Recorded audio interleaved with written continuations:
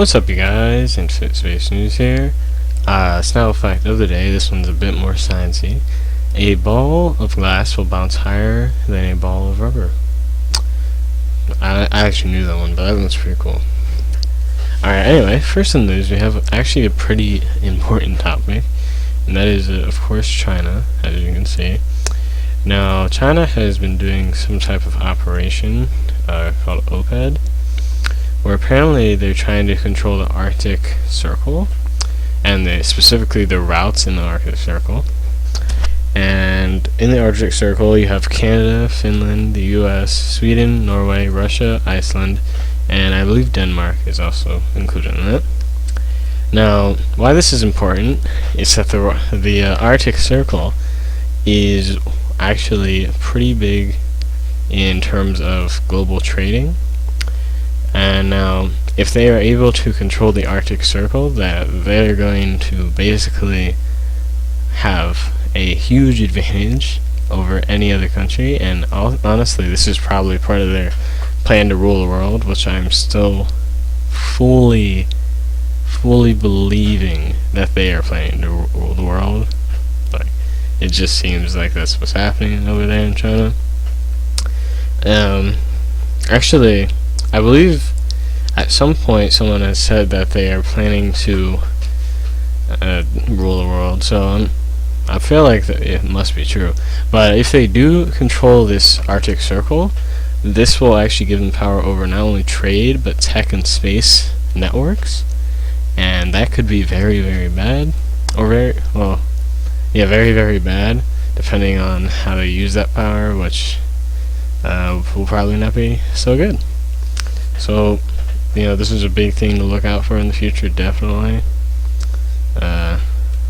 I'm really scared to see that China is spreading the influence to so many places, especially the US, because this is where I live, and also because we have a lot of big advancements in like space and technology and all that, and if they control us, then that's a big game changer, definitely. So, but as always, tell me what you think about that in the comments below. Personally, I think this is, as you can probably tell, a very, very bad thing that's happening, and a very big issue, but I'm hoping it doesn't get too out of hand, though it seems like it will. Alright, anyway, next in the news, we have SpaceX. Now this is also a bit daunting, because SpaceX, along with another company called L3 Harris, I've never heard of that before, but apparently SpaceX and L3 were both awarded contracts. SpaceX was awarded $149 million, and L3 was awarded $193 million. And the reason they were awarded this money was specifically to make missile detecting satellites. Now, this missile detecting thing has been coming up a lot recently, and a lot of space weapons have been being made, it seems. So I'm just saying, this is my prediction. I feel like there will be some type of space war, though there has not been one yet, as far as I know. Anyway, I think I would definitely know about it if there was. But I have a feeling, a great feeling, that there is going to be some sort of space war. And though that does sound cool at first, like, if you think about it, that could be a very big issue, especially in the future once technologies get better, because that could mean far greater destruction on such a big battlefield as space. And really, I do not want to see what it could come to, but for now, it doesn't seem it is escalated to that point yet, but I do foresee that in the future. But please tell me what your opinions are in the comments. I'd really like to know. Do you think this is like a sign that everything is going really bad, or do you think this doesn't really mean much at all? I think it's just a normal thing that space will be used for. Personally, I always want to assume the worst to be ready for the worst. So that's why I'm assuming the worst. But anyway, a little more lighthearted.